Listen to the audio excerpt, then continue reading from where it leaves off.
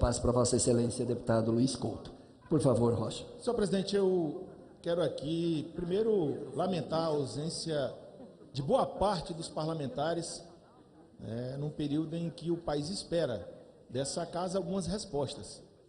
E lamentar mais ainda, no momento em que a política enfrenta uma crise de credibilidade junto à sociedade. Nas vésperas de um carnaval, a casa se encontra quase vazia. Mas eu quero aqui aproveitar esse espaço, presidente, primeiro para dizer que, ao contrário de muitos que vêm aqui enxovalhar, que vêm aqui tecer duras críticas ao Poder Judiciário, eu quero aqui fazer um reconhecimento. Eu fui o autor das duas denúncias, das duas principais denúncias contra o ex-presidente Lula, a do triplex do Guarujá e a do sítio de Atibaia. E eu, senhor presidente, eu quero rememorar um pouco o passado e dizer que, como boa parte da população brasileira, eu não acreditava mais na justiça. Porque a ideia que se passava e a ideia que se tinha do Poder Judiciário, do próprio Ministério Público, é que ele não alcançava os poderosos, não alcançava aqueles que se julgavam acima da lei, como, por exemplo, o ex-presidente Lula. E confesso aqui, senhor presidente, que quando fiz as denúncias, quando pedi providências do Ministério Público do Estado de São Paulo e do Ministério Público Federal, eu não esperava que essa denúncia fosse levada adiante. O fato é, senhor presidente, que, ao contrário do que muitos dizem, hoje, graças a Deus, o Poder Judiciário trabalha, e trabalha muito.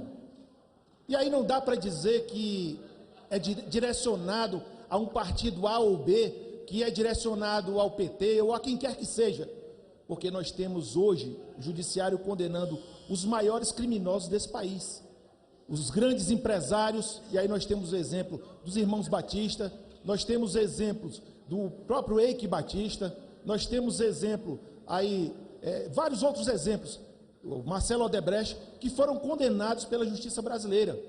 E também muitos políticos, ex-governadores, ex-senadores, senadores, deputados e outras autoridades que, antes desse momento de revitalização do judiciário, estavam fora do alcance da justiça. Eu quero aqui fazer o reconhecimento do trabalho que prestou ao país o juiz Sérgio Moro, que ajudou a levantar o maior caso de corrupção da história do mundo, e que não foi eu, mas o Ministério Público Federal apontou o principal articulador, o chefe dessa quadrilha, e o apontado foi o ex-presidente Lula. Então eu quero aqui fazer o reconhecimento. Já para concluir, dizer que, graças a Deus, o Judiciário está trabalhando, e ao contrário de muitos que têm uma visão distorcida, que acham que o criminoso é só aquele que é adversário político, acho que o Judiciário está mostrando o contrário.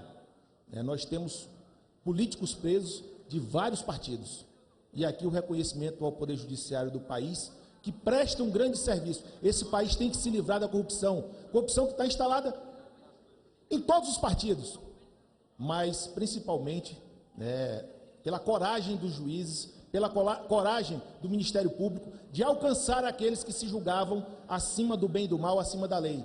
E a condenação do ex-presidente Lula é um exemplo disso. Ninguém está acima da lei. E se o Lula quiser ser candidato, que cumpra a pena, que passe o período que a lei da ficha limpa prevê, e aí depois ele pode retornar. Obrigado, senhor presidente.